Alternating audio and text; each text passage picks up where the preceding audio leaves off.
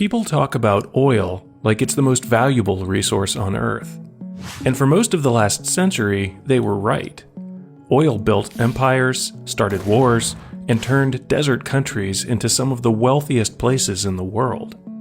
But there's a resource that's going to matter more in the second half of this century, and right now, 21% of the world's supply of fresh surface water sits in 5 lakes along the US-Canada border. Most people call that region the Rust Belt. They think of abandoned factories and cities the economy left behind. What they're not thinking about is the water. And that's a mistake that's going to look more and more obvious with every passing decade. Right now, Phoenix is rationing water. Las Vegas is watching Lake Mead drain by the foot. You could drive to the reservoir that supplies 25 million people in the American Southwest and see the white bathtub ring on the canyon walls. Hundreds of feet of exposed rock that used to be underwater. Meanwhile, someone in Cleveland fills a glass from the tap without thinking twice. No rationing, no restrictions, no fear, just water.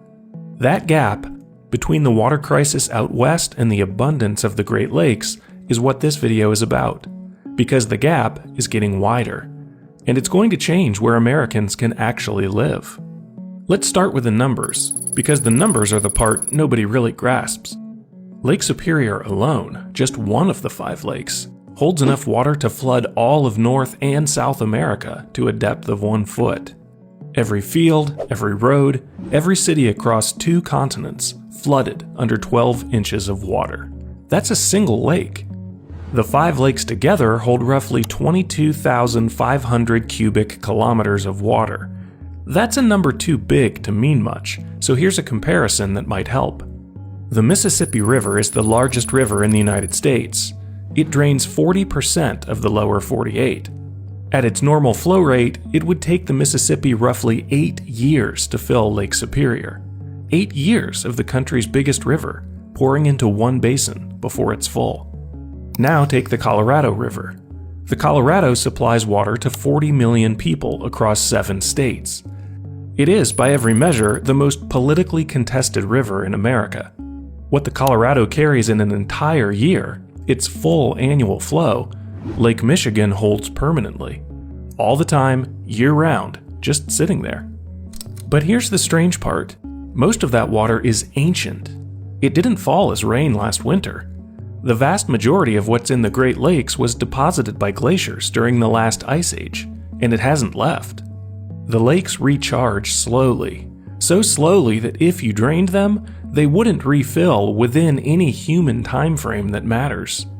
This water simply exists, in quantities that have no parallel on Earth outside the polar ice caps.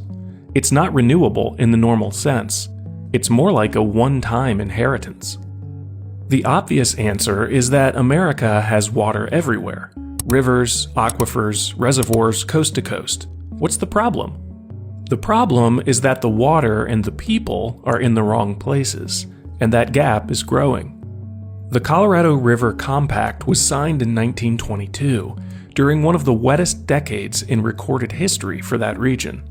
The states that signed it divided up rights to more water than the river actually produces in a normal year. For most of the 20th century, that didn't matter much. Population in the Southwest was low. The overestimate was just a number in a document. Then Las Vegas happened. Then Phoenix happened. Then Los Angeles kept growing. And now the river produces roughly 14 million acre-feet per year, while the legal rights to that water add up to more than 16 million. The river is overcommitted by design, and there is no easy fix. Lake Mead, the largest reservoir in the United States, the main storage tank for the Colorado River, sat at 27% capacity in 2022. The federal government enforced its first ever water shortage on the Colorado that same year. Cities across the Southwest have spent billions on desalination studies, wastewater recycling, and conservation programs. All of it is necessary. None of it is enough on its own. Go east from the Colorado, and the Ogallala Aquifer sits beneath 8 states, from South Dakota down to Texas. It irrigates roughly 30% of all U.S. groundwater-fed farmland. The problem is that the Ogallala recharges at a rate measured in fractions of an inch per year, and farmers have been pulling from it for decades at rates thousands of times faster. In parts of Kansas and Texas, the aquifer is already effectively gone. In others, it has decades left, but only decades. So far, we've only been talking about where the water isn't, but we haven't yet talked about why the water that sits in the Great Lakes is so much harder to take away than it looks. In 2008, 8 US states and 2 Canadian provinces, Ontario and Quebec, signed the Great Lakes Compact. The compact does one essential thing. It says that no water can be diverted outside the Great Lakes Basin without unanimous consent from all 10 parties. Every state, both provinces, all of them. One no vote kills any proposal. Compare that to the Colorado River Compact, a century-old agreement written in an era before satellites, before modern hydrology, before anyone knew how many people would eventually move to the desert. The Colorado Compact is structurally broken. Water lawyers have been arguing over it for decades, and the states that rely on it can't agree on how to fix it. There is no mechanism for unanimous enforcement. There is no modern governing body with real teeth. The Great Lakes aren't just a geographic resource. They're a legally protected geographic monopoly. The water is there, the law locks it in, and the people who want it can't have it. There's one more piece of this that most people miss, and it matters enormously for the economics. The Great Lakes are not landlocked. In 1959, the United States and Canada completed the St. Lawrence Seaway, a system of locks, canals, and channels that connects the Great Lakes to the Atlantic Ocean. Ocean-going cargo ships can travel from the Atlantic all the way to Chicago, Detroit, Cleveland, and Milwaukee. These are inland cities, hundreds of miles from any coastline, with direct access to global maritime shipping. Freshwater and ocean port access in the same place. No other inland region on Earth has this combination at anything close to this scale. Historically, a city had to choose: settle near fresh water or settle near the ocean. The Great Lakes cities got both. The same geographic logic that made the Midwest a manufacturing powerhouse in the 20th century, that's covered in the Factories video if you haven't seen it, runs directly through this. Now let's talk about the cities themselves, because this is where the story gets complicated. Detroit, Cleveland, Buffalo, Milwaukee. These cities saw real decline. Detroit lost more than half its peak population. Buffalo lost roughly 2/3. Entire neighborhoods went dark. The decline wasn't spin, it happened. But here's the thing, the decline was real, and the assets underneath it never left. Fresh water, ocean shipping access, industrial-scale infrastructure, freight networks, a workforce with deep manufacturing history. The geography didn't change. The industrial capacity didn't vanish. The question was never whether the land could support growth.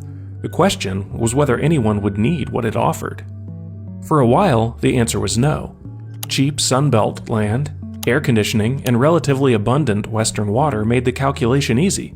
Move south, move west, build new. Now the math is shifting. The Sunbelt faces rising water stress, more intense heat, and a looming reckoning with the limits of what the Colorado and the Ogallala can provide. The Great Lakes advantages don't just hold steady in that world, they compound. Every year the Western water crisis deepens, every year the aquifer drops another inch, the Great Lakes get relatively more valuable. Not because they changed, because everything around them did. So we're back to that person in Cleveland, filling a glass from the tap. That indifference, that complete absence of thought about where the water comes from or whether it will be there tomorrow, is itself a product of geography.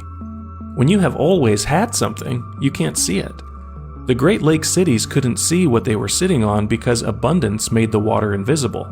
The water was just there, the way air is just there. The rest of the country is starting to see it now. The question isn't whether the Great Lakes will matter in the second half of this century. It's whether the cities on their shores will be ready when they do. The world has a structure. Let's keep finding it.